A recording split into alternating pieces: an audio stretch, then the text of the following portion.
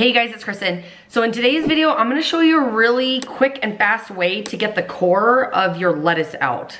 So instead of cutting around it and everything, there's a faster and a more fun way to do it. So I've been just peeling these off and everything, but what you can do is take the core end right here, you're gonna smash this really hard, okay?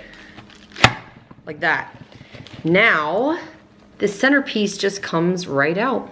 And now you can just easily peel all your leaves and everything off. Isn't that cool?